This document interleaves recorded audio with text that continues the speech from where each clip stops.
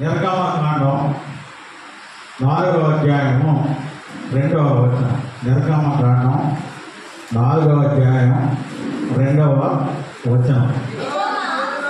యెహోవా ఈ చేతిలోనిది ఏమిటని అతను అడిగాను. అందుకు అతడు కర్ర అనెను. అది ఈ దినము మూలవాక్యం. యెహోవా నీ చేతిలోనిది ఏమిటి అని అతను అడిగాను. అందుకు అతడు కర్ర అని అనెను. ఈ దినము మూలవాక్యం. అది టాపిక్గా మోసే కర్ర. మన అంశం మోసే కర్ర. అయితే యెహోవా ఎవరిని చేతిలోనిది ఏమిటి అని అడిగాను. మోసే అడగడం జరిగింది. యెహోవా నీ చేతిలోనిది ఏమిటి అని అతను అడిగాను. అందుకు అతడు కర్ర అనెను. అంటే ఎవరిని అడిగారు అంటే మోసేను యెహోవా నీ చేతిలోనిది ఏమిటి అని అడిగినప్పుడు కర్ర అని చెప్పడం జరిగింది.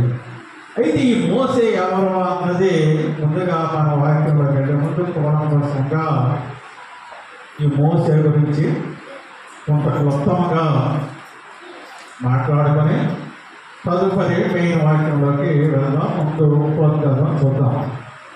అయితే ఈ మోసే అన్న వ్యక్తి ఎవరు అన్న దాని గురించి మనం తెలుసుకున్నట్లయితే ఎబ్రీయుల్లో పుట్టిన ప్రతి కుమారుని నదిలో పారవేయమని, ప్రతి కుమార్తెను బ్రతకనివ్వడని అక్కడ ఫరో రాజు మందసానికి అతను ఆజ్ఞ ఇచ్చేసినట్లుగాను ప్రతి కుమారుని పుట్టిన హెబ్రీల్లో పుట్టిన ప్రతి కుమారుడిని నదిలో వేయమని ఇక్కడ ప్రకారంగా ఉన్న సమయంలో ఇతను లేవి వంశస్థుడు లేవి కుమార్తెను పెళ్లి చేసుకొని వాళ్లకు పుట్టిన సంతానం ఇతను. అయితే ఈ లేవి వంశస్థుడికి పుట్టిన కుమారుడు సుందరుడు పుట్టిన తదుపరి ఈ ఫరో రాజు ఆజ్ఞ ప్రకారము ప్రతి మగబిడ్డను నదిలో పారవేయవలను, ప్రతి ఆడపిల్లను ఉంచవాలని చెప్పిన దాని ప్రకారము ఇతన్ని సుందరుడు అయినందున మంచి అందగాడైనందున ఇతన్ని నదిలో పారవేయటకు తల్లిదండ్రులు ఇష్టపడక ఇతను ఒక 3 నెలల వరకు ఇతన్ని ఎవరికి కంటికి కనబడకుండా ఇంట్లో పెంచడం జరిగింది. అయితే ఎంతకాలం ఒక దొంగ పని చేసినప్పుడు ఏదో ఒక రోజుని అది బయటపడటం అది సహజం. అది మనం ఎవరికి తెలియదు అనుకుంటాం, కానీ ఆటోమేటిక్గా ఏదో ఒక రోజు అది తెలుస్తుంది. అదేవిధంగా 3 నెలలు కాపాడి ఎవరికి తెలియకుండా ఏదో ఒక రోజు మనకు తెలుస్తుంది. మనకి ఫరో చక్రవర్తి రాజు మనల్ని ప్రాణాలు తీస్తాడని భయపడి ఈ బిడ్డ తల్లిదండ్రులు ఒక జమ్ము పెట్టె తీసుకొని ఆ జమ్ము పెట్టెలకు కీలు రాసి అది నైలు నదిలో ఆ జమ్ము పెట్టెలో ఈ బాలుడిని పెట్టి నైలు నదిలో విడిచిపెట్టడం జరిగింది.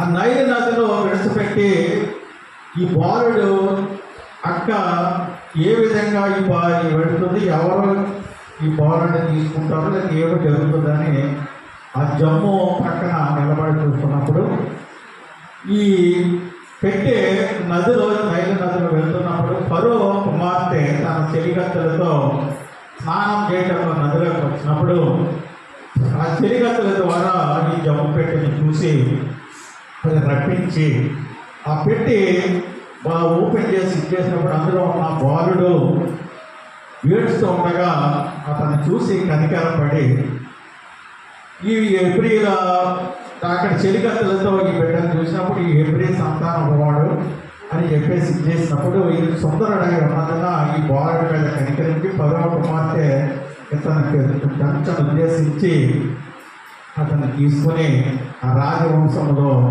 కన్న తల్లి ద్వారా పాలు ఇచ్చి పెంచమని చెప్పేసి చేసినప్పుడు ఈ బిడ్డను అక్కడ ఫరో కుమార్తె దగ్గర పెరిగినప్పుడు ఈ మోసేకు నీటిలో నుంచి తను తీయటం జరిగింది కాబట్టి నీటిలో దొరికినందున ఇతనికి మోసే అని పేరు పెడతామని చెప్పేసి ఫరో కుమార్తె విధంగా మోసే అని పేరు పెట్టడం జరిగింది. అంటే మోసే అనే పేరు గురించి మనం చూసాం.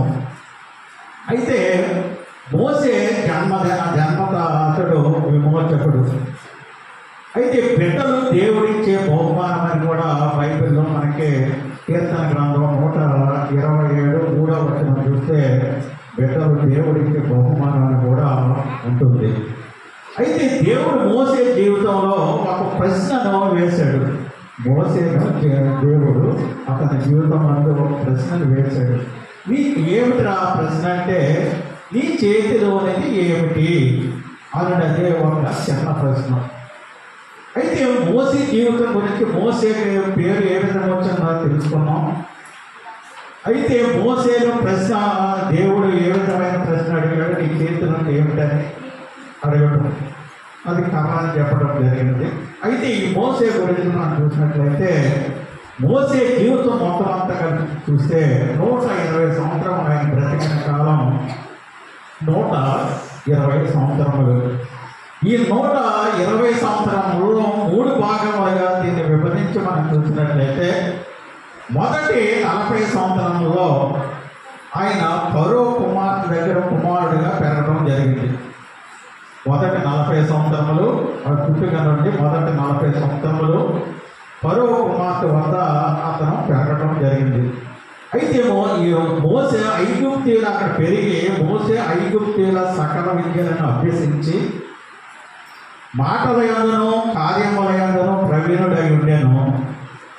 సకల విద్యలన్నీ అక్కడ నేర్చుకుని అతనికి 40 సంవత్సరముల వయసు నిండినప్పుడు అప్పుడు ఇశ్రాయేలీయులైన తన సహోదరులను చూడవాలని బుద్ధి పుట్టింది. 40 సంవత్సరములు ఫరో కుమార్తె దగ్గర ఉండి సకల విద్యలన్నీ నేర్చుకుని అతనికి 40 సంవత్సరాల వయసు వచ్చినప్పుడు ఆ ఇశ్రాయేలు తన సహోదరుని తన భార్యను అందరిని చూడాలని బుద్ధి పుట్టింది. అక్కడ 40 సంవత్సరములు ఆ విధంగా ఫరో కుమార్తె దగ్గర అక్కడ పెరగడం జరిగింది మోసే. రెండవ విధంగా చూస్తే 41 నుంచి 80 సంవత్సరముల వరకు 40 సంవత్సరములు మిద్యాను దేశమందు గొర్రెల కాపరిగా ఉన్నాడు. 40 సంవత్సరంలో అతను మొదటి 40 సంవత్సరంలో ఫరో కుమార్తె దగ్గర పెరగడం, తదుపరి వారి అన్నదమ్ములు వాళ్ళ సొంత గ్రామం ఆ ప్రజలు వారి గుర్తుకు రావటం, తదుపరి అక్కడి నుంచి విడినాడి మిగిలిన 40 సంవత్సరములు మిద్యాను దేశమందు గొర్రెల కాపరిగా ఉన్నాడు. అక్కడ హిత్రో వద్ద అతను గొర్రెల కాపరిగా ఉన్నాడు. ఆ హిత్రో ఎవరంటే ఇతనికి మామ. అయితే ఎందువలన మిద్యానులో గొర్రెల కాపరిగా ఉండవలసిందన్నది మనం చూసినట్లయితే ఒక దినము ఇక్కడ ఇతను 40 సంవత్సరాల సమయంలో ఫరో కుమార్తె దగ్గర ఉన్నప్పుడు అక్కడ ఒక దినము ఒక ఐగుప్తీయుడు హెబ్రీయుడిని పట్టడం చూడటం జరిగింది.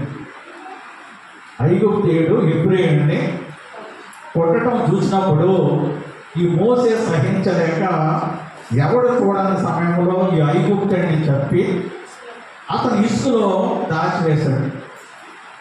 ఐగుప్తుడిని చంపి హెబ్రీయుడిని కొడతాడని చెప్పేసి. అయితే రెండవసారి మరుసటి దినమున ఇద్దరు హెబ్రీయులు, అప్పుడు ఐగుప్తీయుడు హెబ్రీయుడు కొట్టినప్పుడు సహించలేక ఇతను అతన్ని చంపి ఇసుకలో పాతి పెట్టడం దాచడం జరిగింది. మరుసటి దినం ఇద్దరు హెబ్రీయులు కొట్లాడుకుంటున్న సమయంలో మీరు ఎందుకు కొట్లాడుకుంటారని ఇతను చెప్పినప్పుడు ఈ ఇద్దరు ఒకడు, నీవు మాకు అధికారమా, నీకు మా పైకి ఎవరన్నా అధికారంగా నియమించి ఉన్నారా, నువ్వు ఎందుకు మా విషయంలో నువ్వు జోక్యం చేసుకుంటావు, ఐగుప్తుని చంపినట్టుగా మమ్మల్ని కూడా నువ్వు చంపుతావా అని చెప్పేసి ఇద్దరు ఒకడు హెబ్రీయుడు ఈ మోసేని అడిగినప్పుడు, అయితే నేను ఐగుప్తుని చంపడం ఇతను చూశారు కాబట్టి ఈ విషయం ఫరో రాజుకి తెలిసినట్లయితే అతను చంపివేస్తాడని చెప్పేసి అనుకోవటం, ఫరో రాజుకి ఇతను తెలియటం, తను చంప ప్రయత్నించిన సమయంలో ఇతను మిద్యాను ప్రాంతమునకు అక్కడికి వెళ్ళి అక్కడ తలవేసుకుంటాం చూసాం. ఇదంతా 5 నిర్గమకాండంలో మనకి ఉంటుంది. ఇదంతా విపులంగా డీటెయిల్గా మనం చూడాలంటే అయితే తాను చేసిన పని అందరికీ తెలుస్తుందని మోసే భయపడ్డాడు. అక్కడ తన మామని ఇద్దరు అందనే కాయటం జరిగింది. అది రెండవది. మూడవదిగా 340 సంవత్సరములు అంటే 81 నుంచి 121 సంవత్సరం వరకు ఇజ్రాయేలు నడిపించటకు దైవదాసుడిగా ఉన్నాడు. ఇతను ఇజ్రాయేలును నడిపించటకు అంటే తన మామ అయిన హిజ్రో దగ్గర గొర్రెల కాపరి కాల్చిన పిదప ఇతనికి వివాహం అయ్యి తదుపరి అక్కడి నుంచి వచ్చేసి ఇజ్రాయేల్ నడిపించడానికి దైవదాసునిగా మిగతాను చేసిచ్చిన సమయంలో ఇతను చేయడం జరిగింది. అయితే మోసే ఫరో భవనం ముందు రాజదండము చేత పట్టుదమని మోసే ఎదురు చూసి ఉండవచ్చును. కానీ 40 సంవత్సరాలు గొర్రెల మందనం కాయవలసి వచ్చాను, గొర్రెల అని అనుకోలేదు. అయితే ఈ గొర్రెల కాపరు వారి కర్ర ఐగుప్తులకి హేయమంటే గొర్రెల కాపరు అంటే ఐగుప్తులకి హేయం. అయితే పరిశుద్ధ గ్రంథమందు అంతటి పరిశుద్ధ గ్రంథం అంతటిలో ఎన్నో ప్రశ్నలు కలవు. అయితే పాత నిబంధన గ్రంథం చూసినట్లయితే 2272 ప్రశ్నలు పాత నిబంధన గ్రంథంలోను, అలాగే నూతన గ్రంథం అంటే కొత్త నిబంధన గ్రంథంలో 1022 ప్రశ్నలు కలవు. మొత్తం బైబిల్లో పాత నిబంధనలో 2272, కొత్త నిబంధనలో 1022 ప్రశ్నలు మొత్తం హోలీ బైబిల్లో ఉన్నాయి. అయితే ఆదాము నువ్వు ఎక్కడ ఉన్నావు అనే ఒక ప్రశ్న ఆదాము ఒక్కడనే మాత్రం కాదు.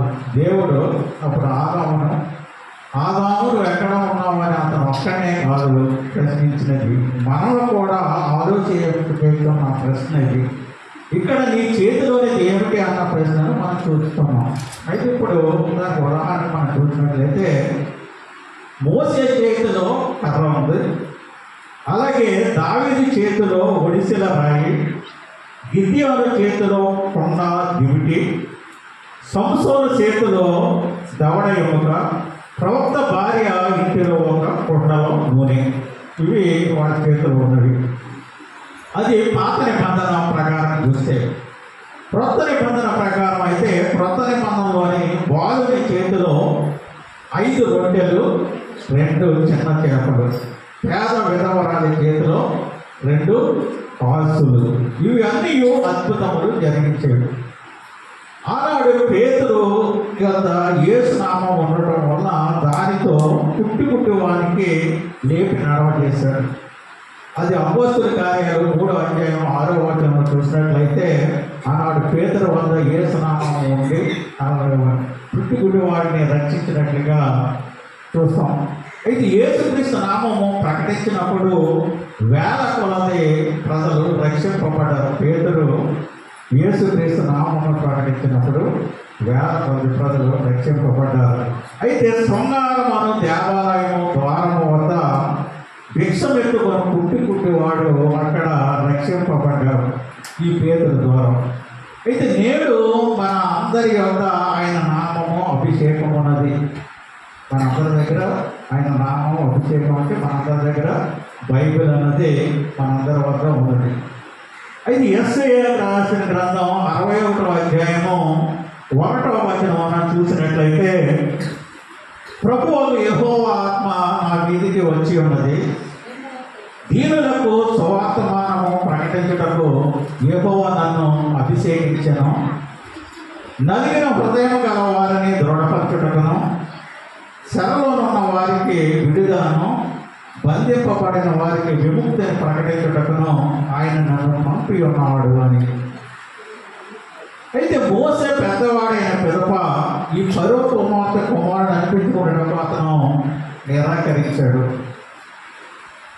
అయితే హెబ్రీయులు రాసిన పత్రిక 11వ అధ్యాయము 24వ వచనం నుండి 26వ వచనం వరకు మనం చూసినట్లయితే ఐగుప్తు ధనము కంటే క్రీస్తు విషయమైన నింద గొప్ప భాగ్యమని ఎంచుకొని అల్పకాలము పాపభోగము అనుభవించుట కంటే దేవుని ప్రజలతో శ్రమ అనుభవించుట మేలని యోచించి ఫరో కుమార్తె యొక్క కుమారుడు అనిపించుకున్నటకు ఒప్పుకొనలేదు. అయితే మోసే తన చేతిలో ఉన్న కర్ర ఉన్నదని చెప్పినప్పుడు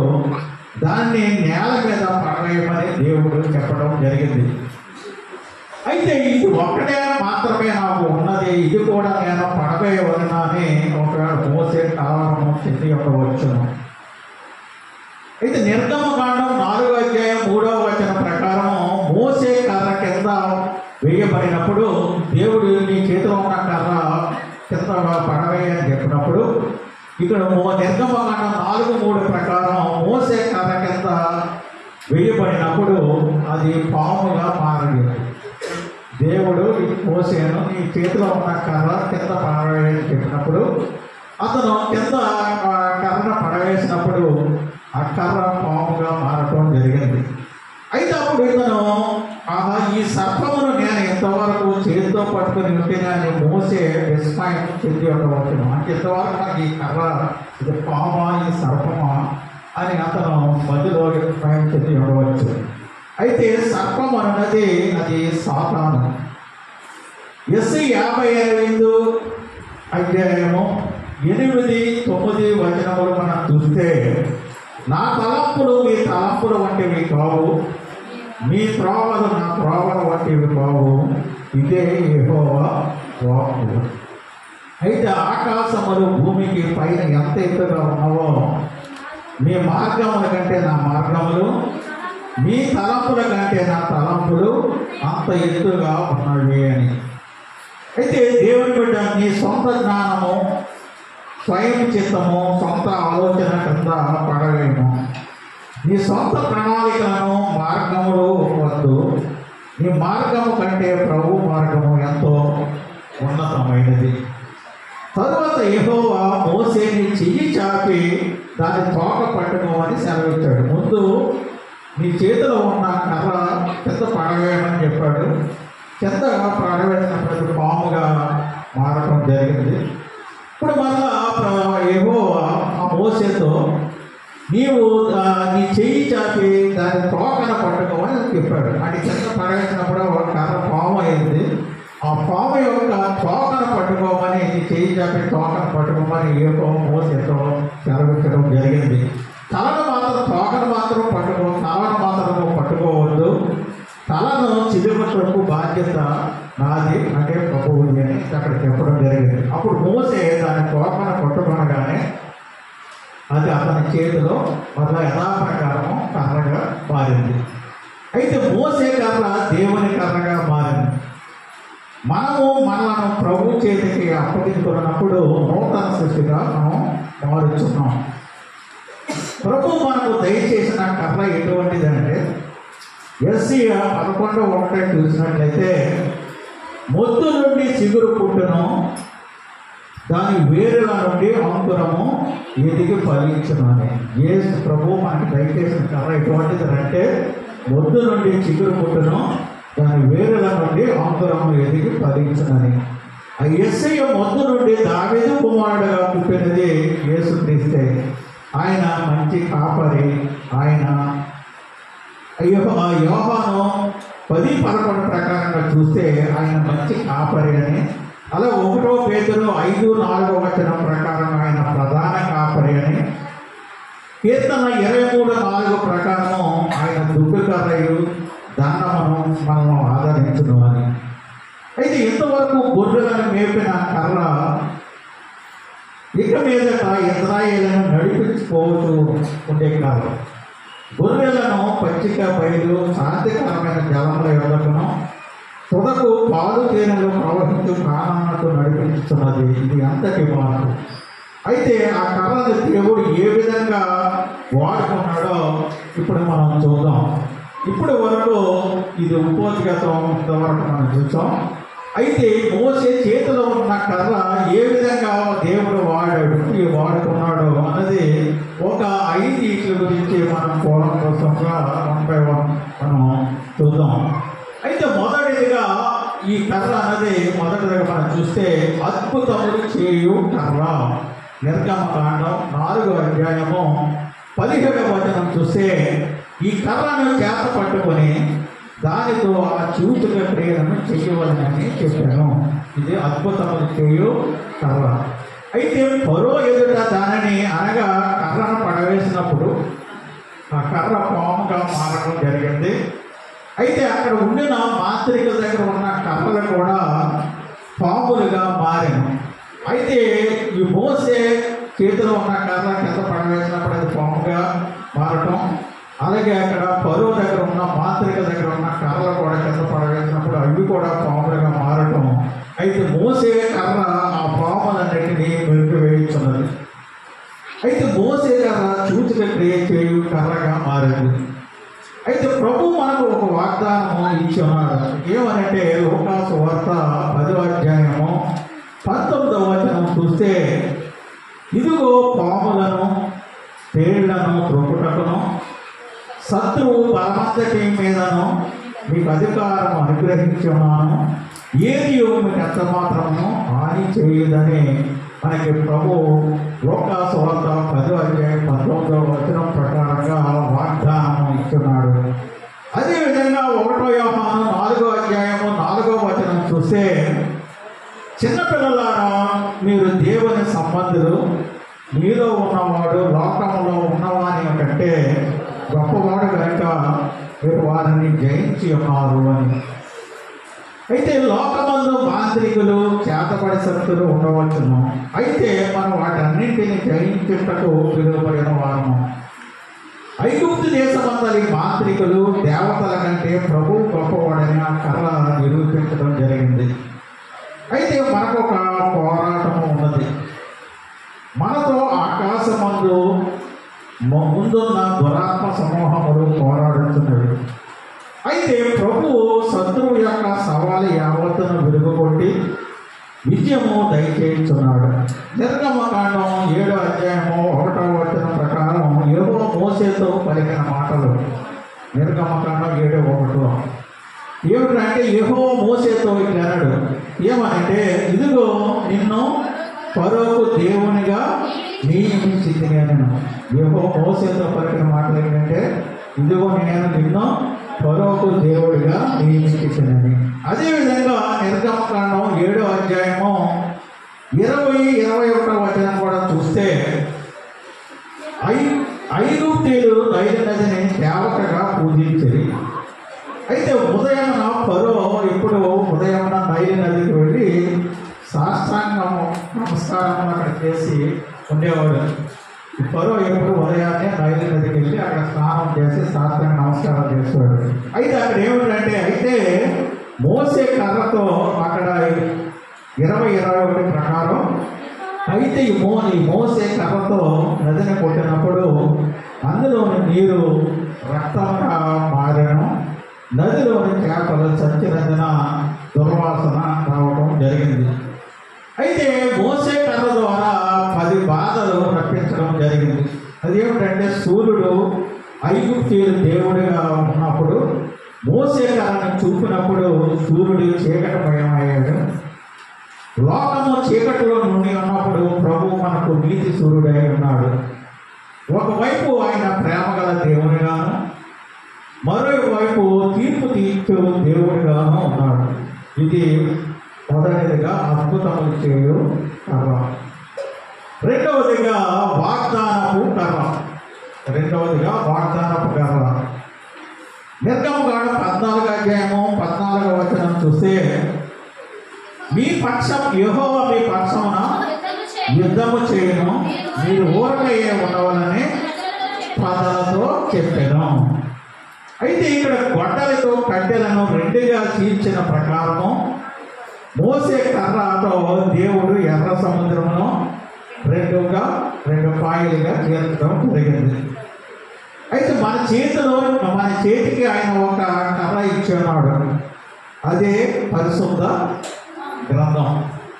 ఈ పరిశుద్ధ గ్రంథం అందు 3000 వాగ్దానములు ఉన్నాయని కొందరు, 7000 వాగ్దానములు ఉన్నాయని మరికొందరు చెప్పుచున్నారు. అయితే అవి ఎన్ని వేలైనను అన్నీ క్రీస్తునందు అవుననియు ఆమేననియు ఉన్నవి. అయితే సంఖ్యాకాండం 23వ అధ్యాయము 19వ వచనం చూసినట్లయితే, దేవుడు అబద్ధమాడుటకు మానవుడు కాడు, పశ్చాత్తాపడుటకు ఆయన నరపుత్రుడు కాడు. ఆయన చెప్పి చేయకుండా ఆయన మాట ఇచ్చి తాగుపోకుండా అని. ఎర్ర సముద్రమును 2 పాయలుగా చేసిన దేవుడు ఫరో సైన్యమును ఎర్ర సముద్రంలో ముంచివేశాడు. అయితే రాయి ఒకటే, కానీ పడినవి 2 కాయలు. ఒకే అద్భుతము, అయితే 2 క్రియలు జరిగింది. అద్భుతం ఒకటి, క్రియలు జరిగినవి 2. ఏమిటంటే, ఒకటి ఇశ్రాయేలీయులకు అది మార్గముగా ఉండను, రెండవది ఐగుప్తీయులకు అది నాశనము కలుగు చేశాను. అది ఒక రాయి ఒకటే, పడినవి 2 కాయలు అన్నదానికి ఇశ్రాయేలులకు అది మార్గముగా ఉండేను, అంటే ఎర్ర సముద్రం ఉంది. ఐగుప్తీయులకు అది నాశనము కలుగు చేశాను. అదేవిధంగా సువార్త ఒక్కటే, అది రక్షింపబడి వారికి దేవుని శక్తిగా ఉన్నది, నశించే వారికి అది వెర్రితనముగా ఉన్నది. రక్షింపబడుతున్న వారికి అది పరిమళ సువాసన, మిగతా వారికి అది మరణపు వాసన. ఎల్లప్పుడూ విశ్వాసపు మాటలనే మనం మాట్లాడాలి. ఎల్లప్పుడూ వాగ్దాన వచనమనే ఉచ్చరించాలి. ఎబ్రీయులకు రాసిన పత్రిక 10వ అధ్యాయము 23వ వచనం చూస్తే, వాగ్దానం చేసిన వాడు నమ్మదగిన వాడు కదా అని.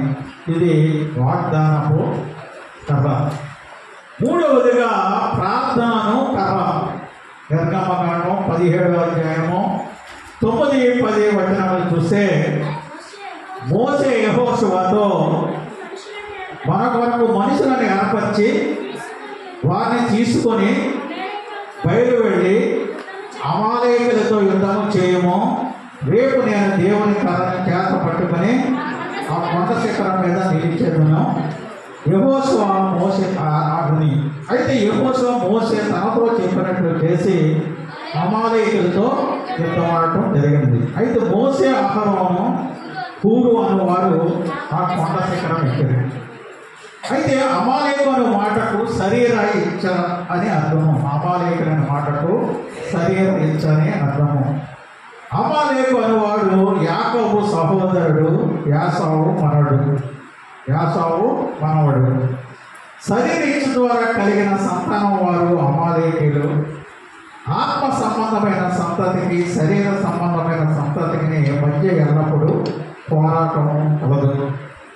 అయితే అమాలేకులతో యుద్ధం చేసినప్పుడు మోసే తన కర్రను పట్టుకొని కొండ శిఖరమున నిలవబడ్డాడు. అమాలేకులతో యుద్ధం చేసినప్పుడు మోసే తన కర్ర పట్టుకొని కొండ శిఖరమున నిలబడిన, అదే హోరేబు కొండ. ఆ కర్ర మన హృదయములను పైకి ఎత్తి ప్రార్థించి ప్రార్థనకు సాదృశ్యంగా ఉన్నది. మోసే కర్రను ఎత్తి ఆకాశమందున దురాత్మ సమూహములతో యుద్ధము చేశాడు. అయితే ప్రకటన గ్రంథం 12వ అధ్యాయము 7-8 వచనములు చూస్తే, అంతటా పరలోకమందు యుద్ధము జరిగెను.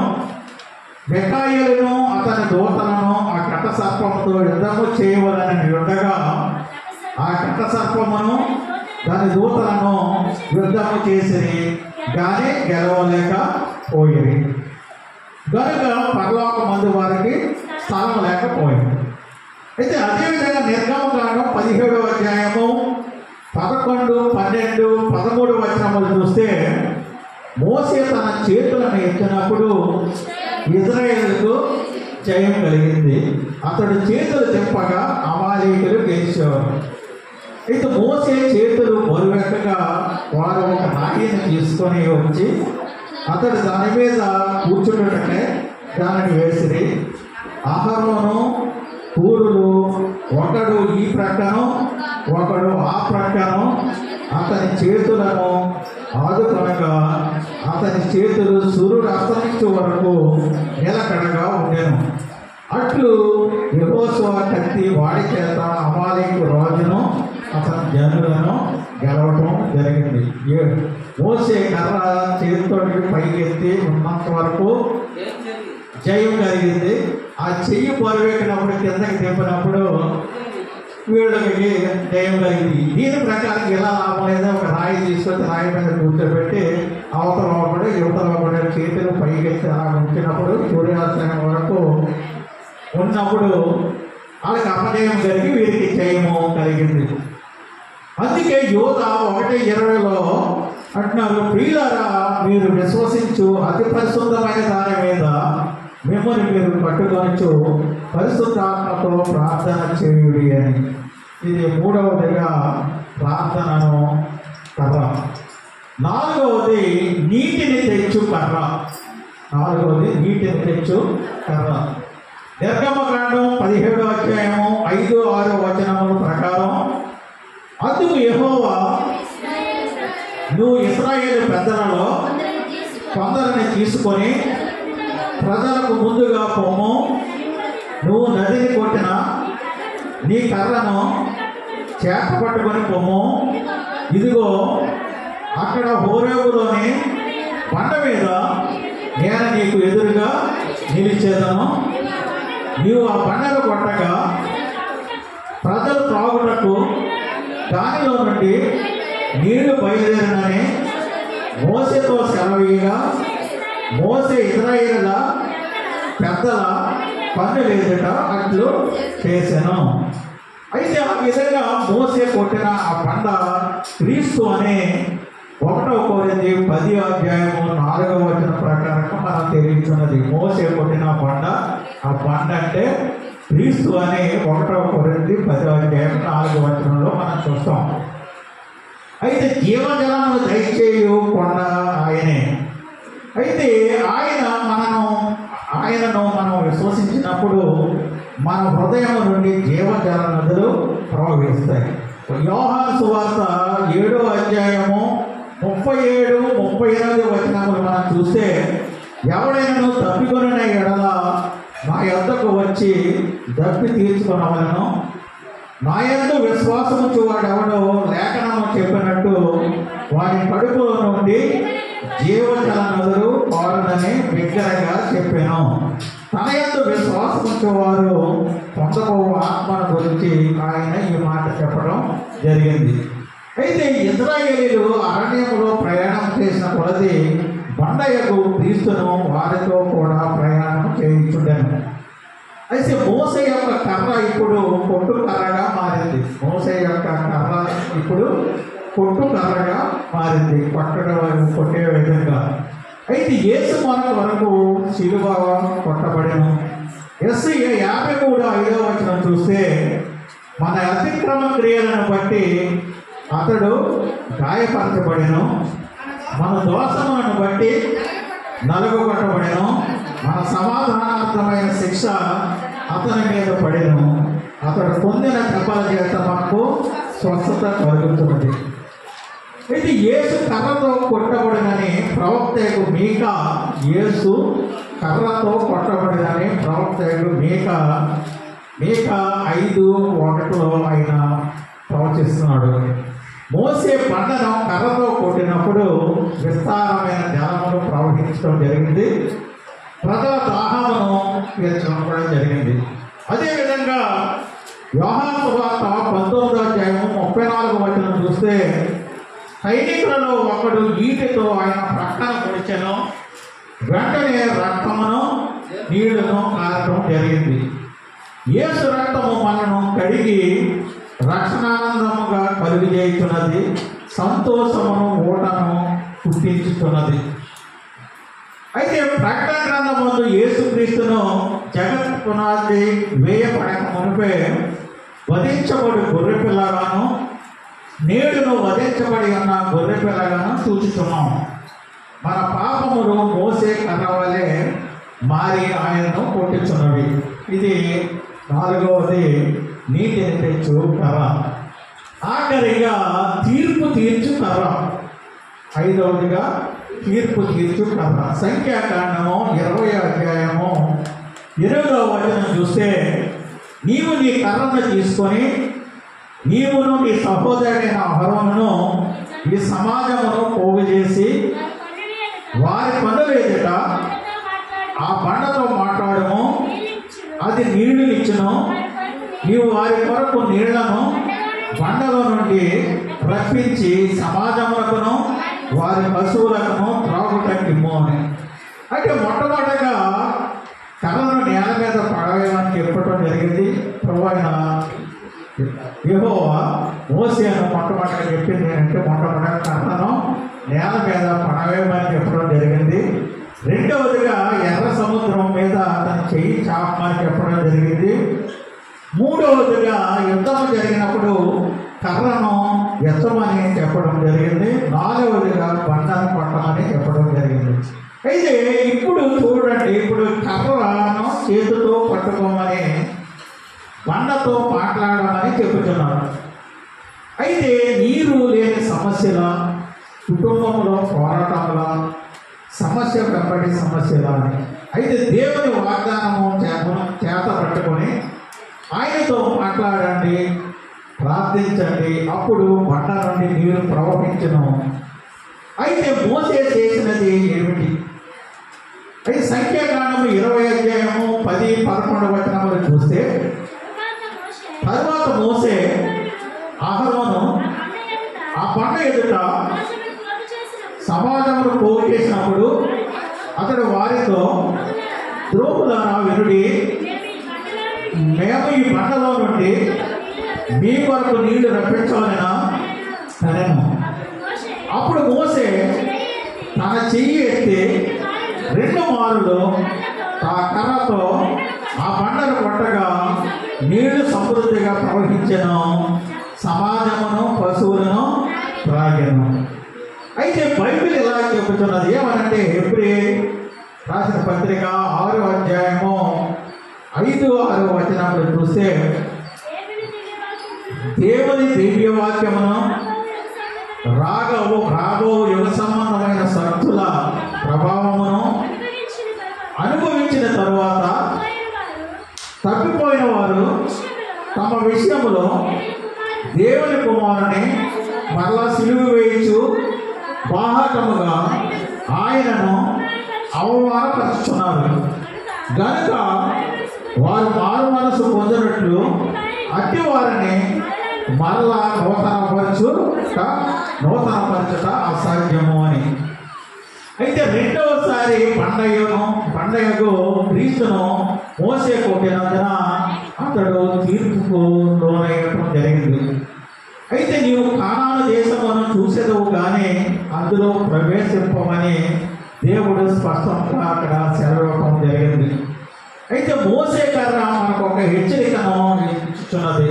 ఏమిటంటే, దేవుని మరలా కొట్టకూడదు, కొట్టిన ఎడల ఆ బండ మనకు తీర్పు తీర్చే కర్రగా బాధించున్నది అని. అయితే ప్రభు దుఃఖముతో నుండి ఉన్నాడు, కన్నీటిని కుడిసి ఆయనను సంతోష పెట్టండి, ఆయన హృదయమునకు తగిన వారుగా నడుచుకుందాం. అయితే బలుల కంటే విధేయత శ్రేష్టమైనదని మోసేకును రాజుకు సౌలుకును స్పష్టంగా తెలియజేయడం జరిగింది. కాబట్టి మోసే కర్ర మనకు నేర్పించి 5 పాఠములను మనం మరువకూడదు. ఇట్టి కృప దేవుడు మనందరికీ దేవుడు కలుగజేయును గాక.